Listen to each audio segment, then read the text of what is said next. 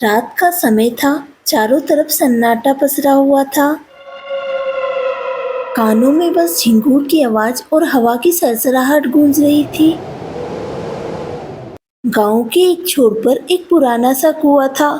लोग उसके पास जाने से तो दूर, उसके बारे में बात करने से भी डरते थे। सर्दी की उस रात चांद की रोशनी में चारों दोस्त आग के आसपास बैठे थे और गर्माहट ले रहे थे। बात ही बात में उस कुएं का जिक्र होने लगा।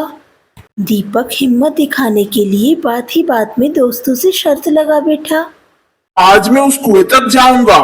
हाथ में लालटेन लेकर दीपक कुएं की ओर बढ़ा। पहले तो वह पूरी तरह निश्चिंत था, पर जैसे जैसे कदम उसके कुएं की तरफ बढ़ रहे थे, उसका दिल जोर जोर से धड़कने लगा। इतना अंधेरा और शांत माहौल देखकर उसके तो पसीने छूटने लगे, पर उसने सोच लिया था आज वह कुएं के पास जाकर रहेगा। पीछे से आवाज आई, अरे रहने दो, हम तो मजाक कर रहे थे। पहले तो दीपक एकदम से डर गया, पर उसने देखा पीछे तो उसके दोस्त आवाज दे रहे हैं।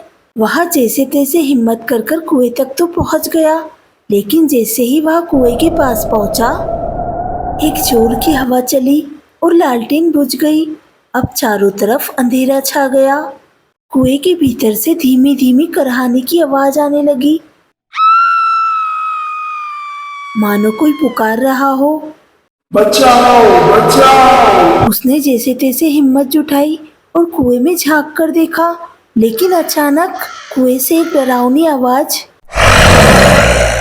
और ऐसी तेज लाइट बाहर निकली कि दीपक की आंखें चौंधा गई। उसे धुंधले साए घूमते हुए दिखाई दिए और एक अचानक शक्ति ने उसे कुएं के अंदर खींचना चालू किया, पर दीपक ने अपनी हिम्मत बनाए रखी।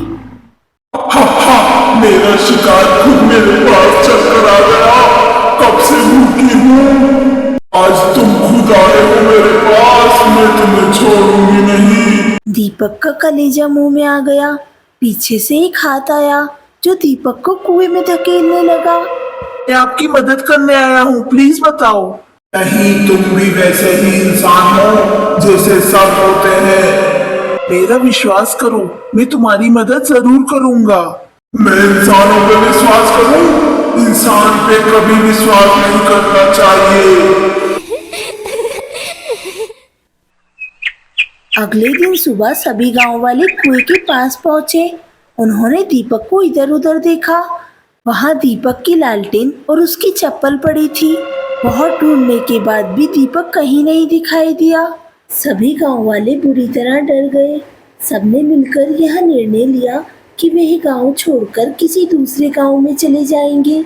सब गांव वालों ने अपना सामान पैक किया और अपने बच्चों को लेकर दूसरे गांव की ओर बढ़ने लगे। तभी एक दादाजी आए और बोले, मुझे लगता है हमें गांव से बाहर जाने की कोई जरूरत नहीं है। हमें एक बार कुएं के पास जाकर हमने जिसका दिल दुखाया है उससे माफी मांग लेना चाहिए। क्या पता वो माफ कर दे। क्योंकि इन छोटे छोटे बच्चों ने तो उस भूत का कुछ नहीं बिगाड़ा है। सभी गांव वाले कुएं के पास गए और उससे प्रार्थना की।